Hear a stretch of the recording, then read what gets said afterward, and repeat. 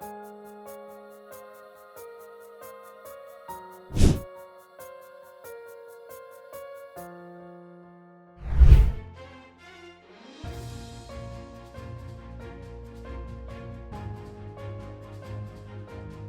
evening, one and all.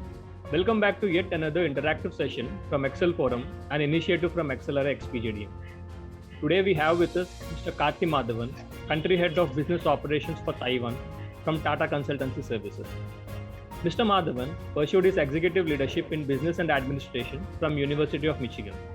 He has done various hats in sales and delivery under strategy, account management, cross-functional leadership, P&L management. He has implemented analytics and cloud-enabled solutions across different verticals. So we are very much honored to have this interaction with you today. And thank you so much for taking your time today and joining with us. Thank you. And I'll take the first opportunity to ask you the question. So as you said, you have started your career as a sales manager in Asian Paints, and now you are a country head of business operations for TCS. So you have vast experience of 26 years, which is almost equivalent to my age, my entire age. So I just wanted to ask you, so when you just look into your 26 years of vast experience, so what were those things that come into your mind when you reflect upon your entire career? So anyway, a small correction there. I started as a sales representative. All right. So fresh out of college, so I did my physics graduation from Christian College. And fresh out of college, I was very fortunate to join at the start of my career into sales as a representative, carrying a bag and going to a dealer shop. And those days, I don't know whether you guys would be aware of it, because you also reminded me of my age when you said that I have 26 years of experience, and your age is only 26. Now I'm worried that I'm old.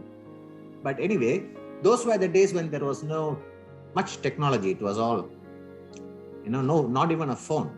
So you have to take something called an order book, right? And we used to go to a paint shop and say, "Sir, what is your order? Can you get me some orders?" And it's real. So very quickly, if I look back into my entire what I've understood is learning. Of course, you guys are in a brilliant place, in a fantastic institute. Learn, but learning doesn't stop. Now, what I've understood is this 26 years, now that you remind me, what has kept me young, what has kept me going, is that I always learn. And my greatest learning right from this Asian Paints time of going to a dealer, trying to understand, all these are mini IAMs and XLRIs and this one, right? Every paint shop, every interaction, every colleague that I met, every boss that I had, everybody was a teacher, right? So what I look back is a fantastic experience of learning, right? And the moment you will continue to grow as long as you keep learning. The moment you get into a space that, I think I know everything, that's it. Then it becomes a problem. So my request to all of you is, this institutionalized learning is one part, but continue to keep learning, because that's the trick of growing, the trick of experiencing a good career is in the ability to learn, right? So that you'll always remain a student for your life, right? You can learn from your subordinates, you can learn from your colleagues, you can learn from your wife, you can learn from your family, you can learn from everything. And a good part of learning is also teaching. When you start sharing, you kind of start learning again, right? And you start correcting your mistakes, because people like you will question me and say that, "Sir, what do you think about that? Or what do you think about that?" That starts making me better. So that's what I'm presenting. Thank you so Thank much. you, sir. I'll take the opportunity to ask the next question, sir. So recently I read an article that some of the best CEOs come from a sales background, and how sales is a very critical skill for everyone to acquire. So can you share your insights on that and some tips for us to acquire this skill? It's a good point. See, Just look back. Anyway, don't look into the designation. CEO is a designation, right? We all do a lot of work, different roles in our lives, right? I'm a father to a son. I'm a husband to my wife. I'm a son to my mother, my parents, my father's no more. I'm a brother to my brother, yeah? And I'm a friend to a lot of my friends, right? So we all do different roles. But very importantly to your question, why do CEOs usually, again, the question is usually come from, there are spectacular CEOs from non-sales background as well. But the important point is, the sales, see, unfortunately in management theories, sales is a separate function. Finance is a function. Marketing is a function, right? Production is a function. Supply chain or manufacturing is a function, right? But the way to look at it is, all that is only when you start, okay? Let me give you a simple example like this. Say, can you understand physics without mathematics? Not really.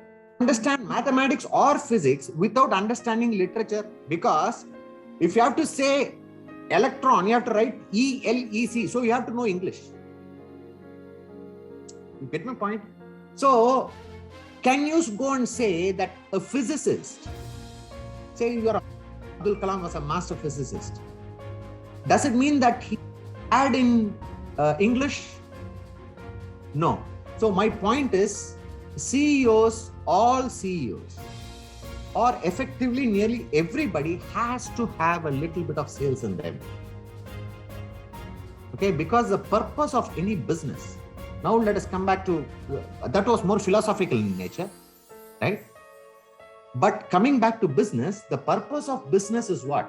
The purpose of business is to create and sell value. Correct? If you don't have a customer, and if I'm not able to convince a customer to buy my services or products or whatever it is, then business fails. If business fails, there's no enterprise, there's no social society. You get my point? The purpose of business is to enable society to do trade, so that we will have a communal living. So that is where most CEOs understand that. Why do sales? From that background, it is easy, because sales is like mathematics. Sales is like English. It's the fundamental to acquire something. So if I'm good in math, all I have to do is go and sit with a good physicist to understand physics. You get my point? If I'm good in English, all I have to do is go and sit with Shakespeare and understand a little bit of Keats, and I'll be a poet. So the sales is the building block of business, because the moment you understand, and one more thing, sales, you have to understand this, sales is not necessarily a sales function. Sales is the ability to connect with people, the ability to convey, ask, and get something in return, and give something in return, and end of the day it will be a very pleasant experience. That's why you'll find a lot of sales executives and sales driven CEOs are great in connecting with people. Correct? They have a smile, they have a charm. Correct?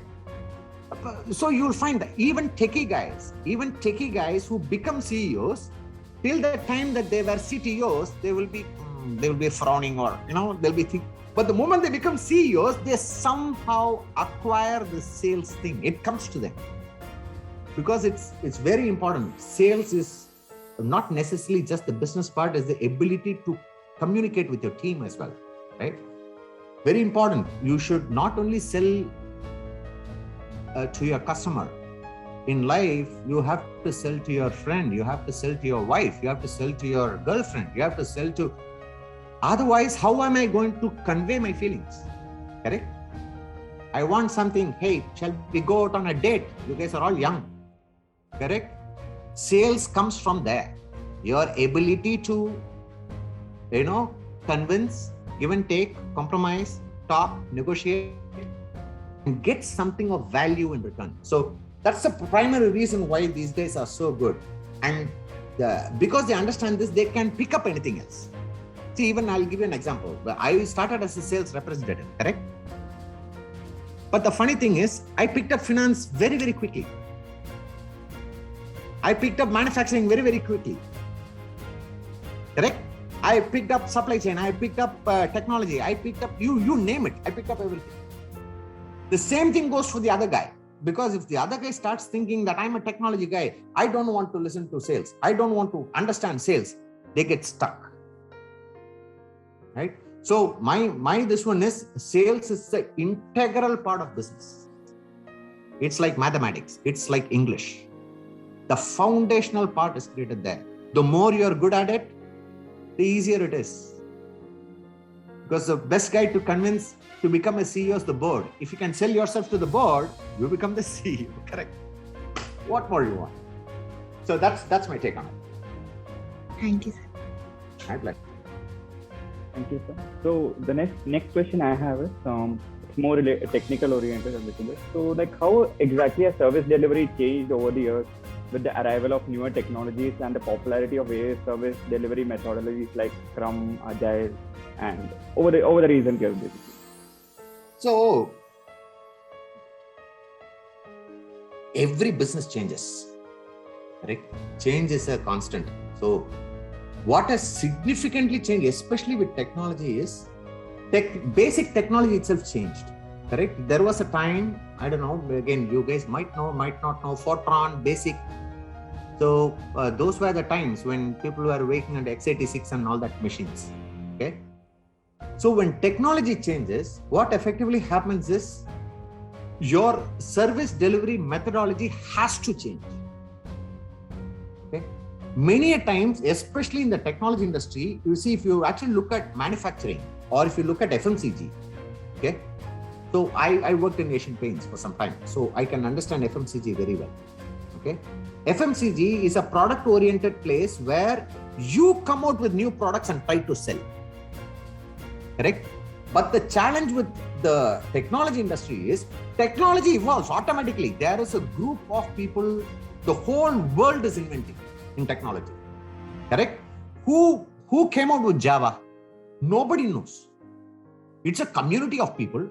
They started pushing, right? Just imagine if Asian Paints R&D section has to come out with a new paint, or a Cadbury has to come out with a new chocolate, or if it's a Synthol soap, they will come out with a new fragrance, right? Their R&D division will be thinking about what new product to come with, what other additional value I can give, right? But in technology, the problem is the customer is changing. The customer is saying, you know what, this is old. I want something new. I want something new. So that is the fundamental shift, the challenge for technology. So how it has shifted? For example, there was a time when waterfall was the best method of delivery, right? Old times. The reason why it has changed is the entire time frame to make the money has become very short. An iPhone today is there in the market just for 1 year, period. The next, everybody is expecting the guy to come to San Francisco auditorium and give the next version, correct? So the demand is coming from the market this way. So if traditional delivery, waterfall delivery, I take all your requirements. I will understand your requirements and then I will sign off with you. Hey boss, I wanted something yesterday. Today I've changed my mind. You get my point? So the choice, the way people are looking at choice, especially in technology, is a huge factor. Now, the challenge comes, how will I implement it? How will I deliver it? That's where Agile, on the go, right? Dynamic deliveries have come into picture. And I think this is the right way to go, because what it keeps is, it keeps companies like us on our toes. Right? And the last thing I'll finish with this, especially for this point, is our efficiency levels are tested to the highest. You cannot, even a little bit of inefficiency will show up. Earlier, inefficiency was built into the cost. Correct? Today you can't escape with that. And second thing is, in this, innovation plays a big part, because you can go to 99% efficiency. You can go to 99.1, 99.99. But what happens if two competitors are at 99.99? How will you get your competitive advantage? Only with innovation. So somebody thinks out of the box. And so that is what this agile methodologies and Scrum, what it has done is, it has revolutionized. Somebody comes and says, so you guys will understand, you're a technology guy. Somebody comes and says, this is a 20-man-month effort, right? And you have a competitor earlier. I'm talking about earlier. There's a one quote for a 20-man-month effort. There's another quote for 18-man-month effort. But today it is not like that. You know how a competition works? You have a 20-man-month effort. That guy comes with 4 man-months. Because he's got a completely new way of doing it. He says, I will do it. And he's successful. So that's the challenge, and I think this is extremely good for the industry. So next question would be, so you would have taken several leadership roles within your entire career. So, but according to you, what is leadership? And who is that one person you admire as a great leader? You will not know this person. None of you will know this person. But you are seeing the result of that person. The person, I see, many people have asked me this question. And I've told this even to my son, my friends, my colleagues, my subordinates, everybody. And this is a point for thought. There are many big people that we have read about, right? Big industrialists, big successful politicians. According to me, my role model is my father. He, small town man, very poor, with very, very meager means, died without a own home, but he had tremendous faith with what he can do by giving life to the next generation. Okay, I think we all have to look at role models in everyday life. You know, great heroes are not really, of course, Shah Rukh Khan is a big hero. I'm not saying no. But what we think as heroes and role models are what is built up. Correct? There's a lot of building and nice makeup. And there is a lot of weightage given to money. Correct? Or there's a lot of weightage given to power. Correct? You're a big politician. Obama, yeah, man, he's damn good. Correct? Or big money, Google founder, that guy, lot of money. But I think heroes it's all about character. You asked what is leadership about? Leadership is all about character. Leadership is not a post. Leadership is not a visiting card. Leadership is definitely not a title. Leadership is all about character. You just walk on the road. I do it all the time. Walk on the road, you'll find a pushcart guy selling, tender coconut or something, just to protect and provide for his family. He does an honest business, and all he cares for is, I want to protect and provide for my family. Show me a bigger hero than that. Look at our mothers, right? They sacrifice every damn thing, everything. That is character. Show me a better hero than our mother. So for me, my role model is, my mother is alive. So she's my bouncing back, right? Even at this age, she comes, I smoke, occasionally I drink. The moment she walks in, I am that small kid again, because she still has all the right to give me 2 whacks, right? The reason is, she makes me better. She demands better stuff from me. All the others will look at, sir, you are nice, you are TCS, you are country head, you are this, and I am still the same baby, right? And she says, you can be far better. And the way they inspire is not about how much you earn. This is one very nice thing what I learned from my father and my mother is, what is that you're doing for others? she will not, one great thing about my parents is definitely about my father was not about, are you buying a big house or a car? He will say, did you help that friend? He wanted some help from you. Right? Did you go and pay respects to your teacher? So I come home from the US to visit my mom, and the first thing she asked is, very good, very good. But did you go say hello to your teacher, your school teacher? She was asking about you. So I think leadership is all about character. Okay? My only request to all of you young future leaders is, remember this. If you think leadership is about a title will come, title will go, you will go. You will be forgotten. I'm telling you, great leaders, Alexander the Great will be forgotten. Time will eat everything away. Nobody stands the test of time.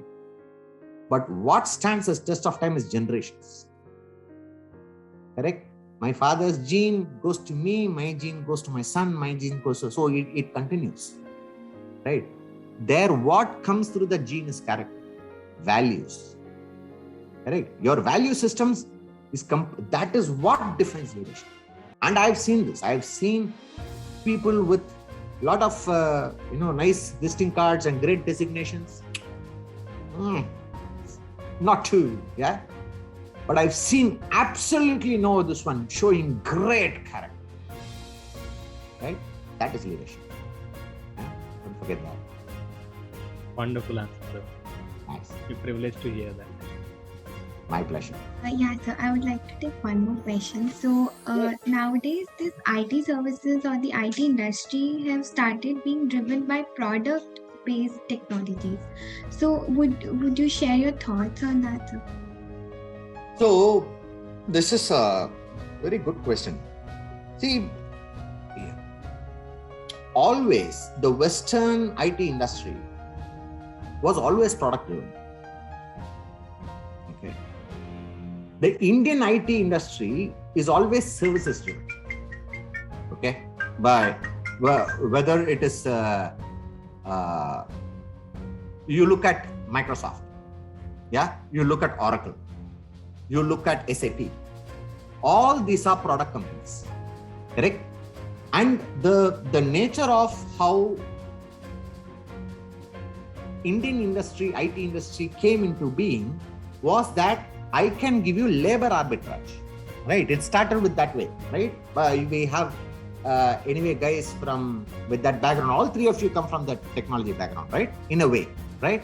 So you'll understand what I'm saying. The base thing was, I can provide you your cost arbitrage because I'm cheaper, right? I have the same Java skill, I have the same this skill. You don't have to pay so much, you can pay a little lesser, correct? But what happens is value is created by the end product, correct?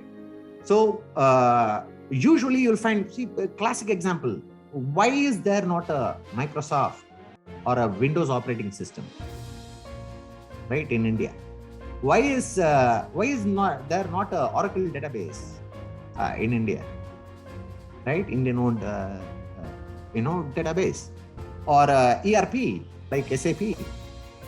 We are talking about what? Microsoft has what, 60 or 80,000 employees today? I don't know, something around that, right? But what happens is that vision of productization, that vision of what is that product going to do, right? But I think now, whenever you have maturity coming into play, you'll find more productization going on, because customization takes a lot of time. You guys will understand, customization takes a lot of time and it takes a lot of money, correct? So the challenge today is, it's actually come to a mix. It's called mass customization. The challenge today is, look at Amazon, look at Google, yeah, look at Android. What they are masters of today is mass customization. So it is still a product, but it is a unique product only for you in the whole world. You can set your feeling, you can set your this one, it is your home screen, it is your preferences. You get my point? So the challenge has become is, the services is changing to productization, But the products are also moving midway, saying that productization doesn't mean standardization. So products are becoming extremely unique, customized. So you're getting into a mix of customizable products, right?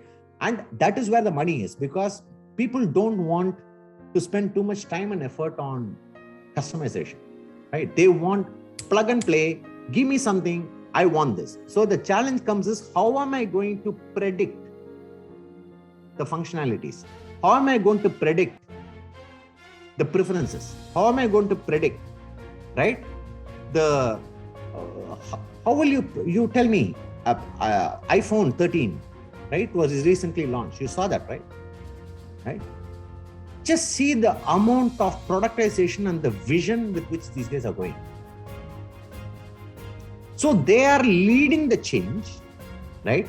Because if we don't lead the change, what happens is the market will start leading. Then it becomes a catch-up problem. That's a very big problem, because nobody can catch the way that customers will. They'll go very fast, right? So that's a challenge. I think Indian industry is doing well. For example, there are a lot of, even in our company, we have a lot of good products, especially enterprise level products, right? Say banking products, insurance products, that type of things, which has stemmed from services. So we start doing a lot of services. We understood that, hey, these are repetitive in nature. Can we productize it, right? But will we get to a position where we can come to products for IT industry for the mass? I think that's some time away, because it needs some dreaming. It needs some risk taking, right? It needs some bit of, maybe I would say very, very visionary leadership in terms of, the whole environment by itself. But I think we should be there. We should be there, because with our workforce, with our intellect, with our strength of this one, I think, I still don't have an answer why we don't have a database, why we don't have an operating system, right? Why we don't have an Android? Why is that? It still beats me, but I think we'll get there. So my question is regarding basically the demand supply gap within the IT industry which is being faced, and more specifically in India. So where exactly do you think it went wrong, and what could be done to plug such gaps? Because such sort of the new technology will keep on coming in every 5 years, and it will become a hot trend. So what can be fundamentally changed to plug such gaps? So this question needs a little bit of deep analysis, okay? So it's not education in India itself needs a fundamental rethink. Okay, you guys will understand a little bit, but going from where I was studying, when I studied in college and in school, and from what things are today, there are so many engineering colleges today across India, correct? And we are in a position where there are a lot of graduates. We have to hire them, train them in new technologies, because it's not getting them in these new technologies already. They are still training them in old technologies, correct? So there is a huge difference and a major challenge in the way education is being done. And when these educated graduates are coming into the workforce, there is a gap. There is a sizable gap, which is a skill gap. Okay. The second one is obviously driven by the market. What nobody predicted this, is the kind of demand and the change, a very fast change in technology. Now, some guys can change, you can quickly teach 200 people. How can you quickly teach 20 million people? Right? And so that's a big challenge. That's a huge challenge in terms of retraining a mega workforce, especially in technology, because technology guys are usually very adamant guys. Correct? I started, all of you are smiling. So, I have seen people coming and say, "Sir, I'm a Java guy." right? And when, I'm a .NET guy, I'm a database guy, I'm a this guy, I'm a that guy. I always ask this question, hey, were you born in a hospital as a Java guy? Did the nurse take and give you a name as Java baby, .NET baby? Come on, yeah. So what happens is, that's a huge problem, because what we see is there is, but I think even the workforce is understanding this, because end of the day, the reality of business is merciless. If you do not add value, it throws you out, right? So I think that's a challenge, but one big challenge for us, which, there has to be a good marriage institutional marriage between the business community and the education community.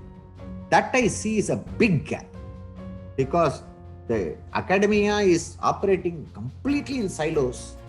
XLRI and other institutions are good because we have such kind of interactions, and these are actually helping. But what I see is there is a huge difference between theoretical teaching and the practical applications when it comes to the business, right? What happens in the lab and what happens in the classroom is just not, there is no institutional match. There are, of course, smart kids who come and adapt and quickly learn, but it's not enough. We have to spend at least 6 months to 1 year to get a guy well trained. Yeah, so that's a challenge. The challenge remains there in terms of how do we get such large number of people retrained and fresh batches trained with the latest technologies with the right skill set. Because today's education system is giving a lot of knowledge without skills. That's a big problem if you understand the difference. People don't get paid for knowledge, they get paid for skills, right? Do you want to keep talking about fishing, or do you want to give me fish? Do you understand the difference, right? A fisherman gets paid, not the fishing teacher, correct? So our problem is there, that we have people who keep talking about fishing, but if you give them a net and go them asked to fish, they are struggling. So that's the challenge. Taking the discussion on a similar topic of theoretical knowledge and practical experience. So in this semester, we are learning the course of managerial accounts. So where, we are trying to learn the balance sheet, profit and loss statement, and the cash flows. And I just heard one role, which is P&L management, which was one of the biggest responsibilities for any leader. So just wanted to understand what is P&L management is all about, and how does we take forward our learnings from our course to bridge. First class, excellent. See, finally, end of the day, business is all about P&L. If you do anything and you are not making money, then it's a time pass, correct? You better not do it. Why do you want to spend money and not make money?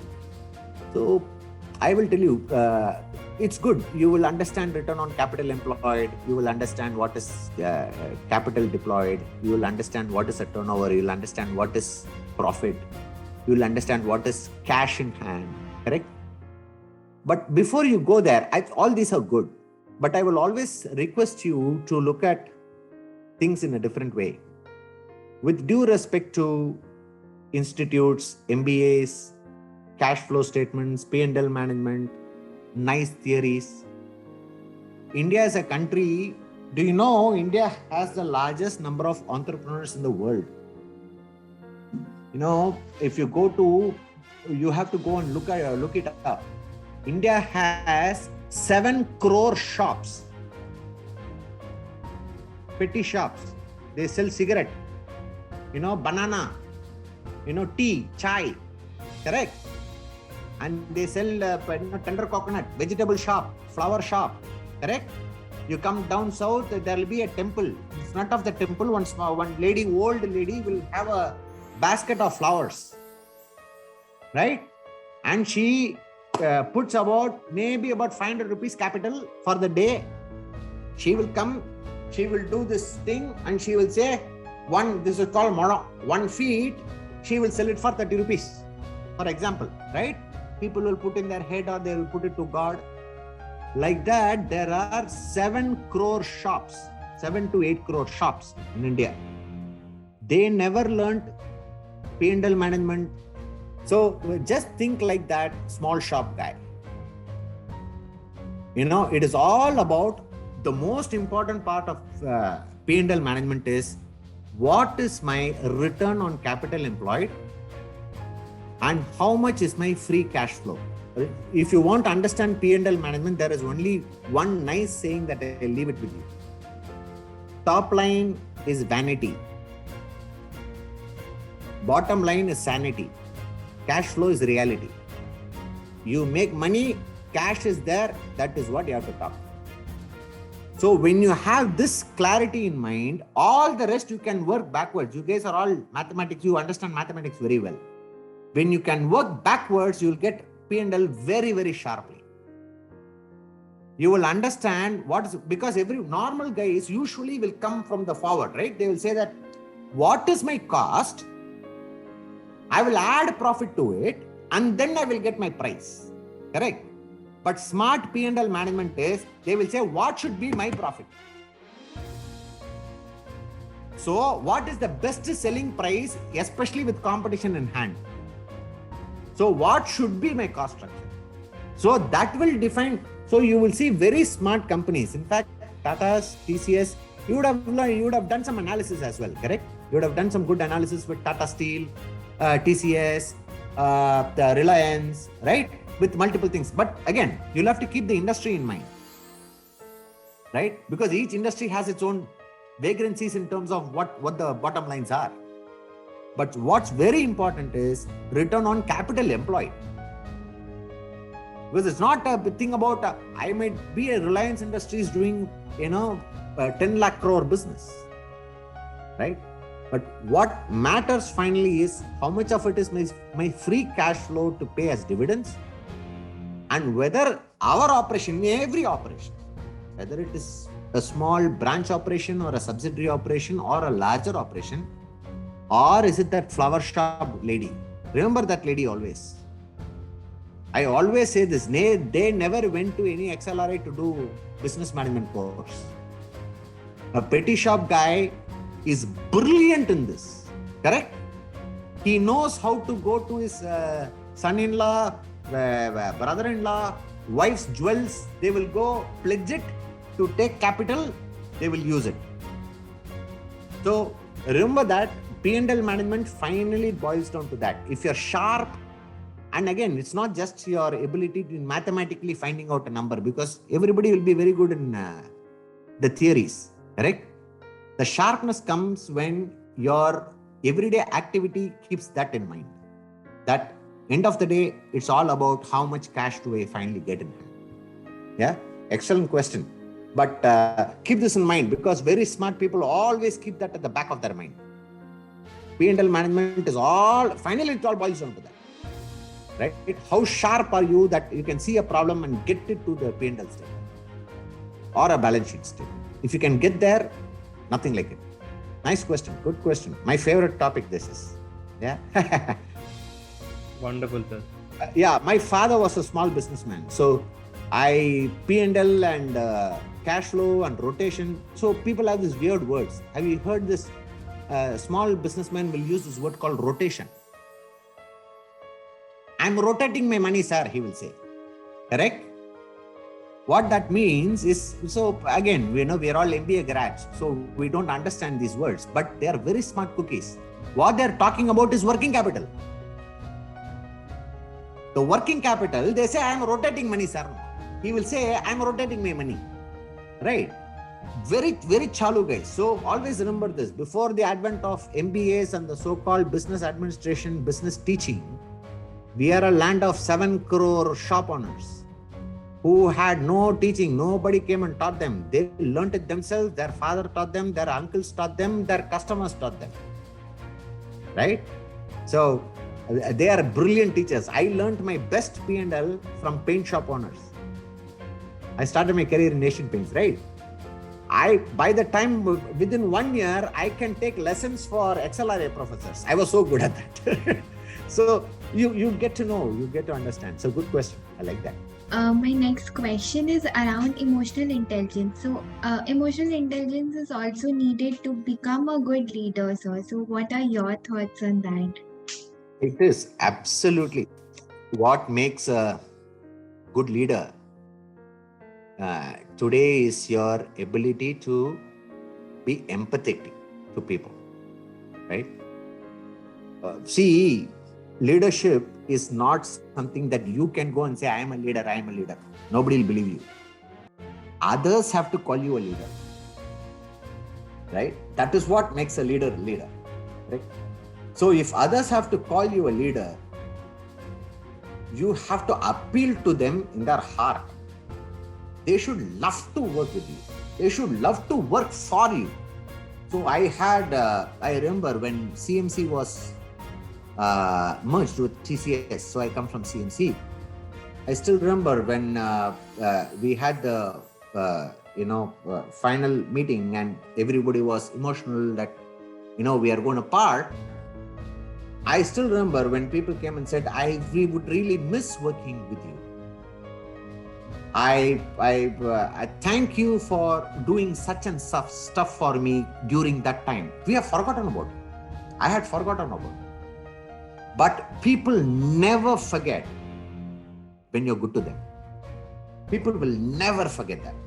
The same way, people will never forget when you've been an ass to them. So, empathy is, and finally, end of the day, it's what? We are here not, again, the same thing which I told about character. People with character will understand that this is a very short-term thing. One day I will retire, one day I will not have this job, one day I will go. Nobody's going to be, nothing lasts forever. But what lasts is that feeling with people, right? I worked with Karthi.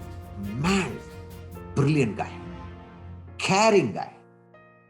And it's the small things. I will always say this, character is not known in the big things. Character is known in everyday interactions. Such small thing. You come and say, good morning. Hey, something troubling, you're not feeling well? You look dull. People will have tears in their eyes and say, something is off but I had to come, there is pressure. What pressure? Go. Nothing will happen. Go. They will never ever forget that because it means you care, right? And there's another thing. You cannot fake empathy. You can't act. I've seen people trying to fake empathy and miserably failing. It has to come from here. Correct? From the heart. See, genuinity will be seen by everybody. Everybody is smarter than you. Please understand that. Always, when you go to the market, when you guys become managers and leaders, please understand this. You'll be the dumbest guy in the group. Everybody will be sharper than you, especially about you. You understand what I'm saying? Everybody will know about you better than you. So they will smile and say, see, look at this fellow acting. Bloody lousy fellow. He tries to talk nice. Get my point? The same thing with inspirational talks. I've seen this sometime. People try to give inspirational talks. It will actually bloody damage more than actually shutting up and keeping quiet. The reason is, it doesn't come from here. If it comes from here, if you really care, words will be simple. Words will be passionate. Words will be caring. You understand what I'm saying? So, empathy, in fact, that is now the definition of leadership. Empathy comes with character. You have to care and say that, boss, it's not, I don't want to win this or do this very well so that I will get a promotion or I'll get more money. It is good for us, right? That and people will know. People will find out, your colleagues, your bosses, your subordinates, your family. Empathy comes from, see, I've seen this. People who are empathic and showing that character at work will also have a wonderful family. They will have a fabulous family. Because you can't act. I always believe this. You can't act, right? I don't know if any of you are married, but once you get into a family life, you will understand that you just can't act. And the fun part, I say the same thing. You are spending an equivalent amount of time in the office as much as you are spending with your family. In fact, sometimes it's more because it's family, you're sleeping half the time. At office, we are spending more time, correct, with our colleagues. So if you don't show empathy there, I'm telling you, you will be caught. And many people do not grow. I've seen extremely sharp cookies, very intelligent, very hardworking, right? Extreme good pedigree. They don't grow. The reason is they lack empathy. They will not get support. And last thing, I'll let you go with this. When you show empathy, one very good thing, I've seen this in my life. So many people will push you up. You understand what I'm saying? They will root for you. Because empathy, I'll tell you this, to be an empathic person, you have to let go of your egos. You cannot show and, you cannot go and act. You have to let go. When you let go of your ego, you know what happens? You have 100 people coming and saying, man, this is the guy. I love this guy, right? You see very smart leaders, especially political leaders, who care genuinely. They will rock.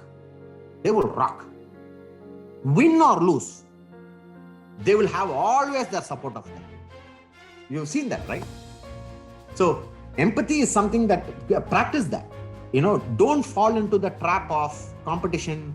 I want to look good. I want to quickly grow. I want to quickly become manager. I want to quickly become vice president. All those fellows are all burnt out.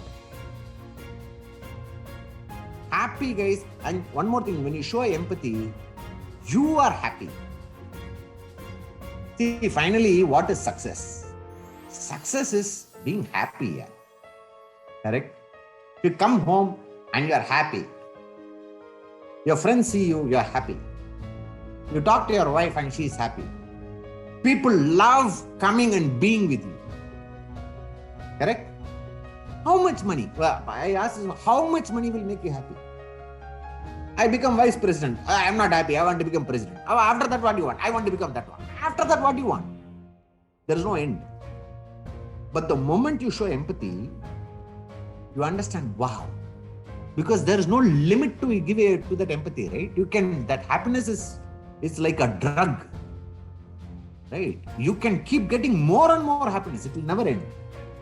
So practice that. As young leaders, the sooner you practice it, don't get into the rat race. Many people understand empathy only later when they get maturity, right? By then it's too late. You have to practice it. It should become natural. Yeah, good question. Lovely question. Excellent. Very well thought questions. Nice. Thank you, sir. With that, we have come to end of a fantastic session. We'd like to thank you, Karthi sir, for all your insights on sales and how learning should never stop. And you also mentioned that change is the only constant and we're living in the world where technology is continuously changing. You mentioned that we should look up to our everyday heroes who make life better for everyone around them, and how product and services are coming in sync. And then you also highlighted about the P&L management and how we should learn the P&L management from our everyday heroes who are the entrepreneurs of our India. And finally, you gave us wonderful insights how important it is to be emotionally intelligent and caring for all the people around us. Once again, sir, we would like to thank you for sparing your time with us on a Monday evening, and we wish you the best and have a great day ahead. Thank you so much. Wonderful. I wish you all the best. Do great in life. All right, all of you. And thank you. May this one be in touch. All right. Definitely, sir. Thank you so much. Thank you sir. very much. Cheers, guys.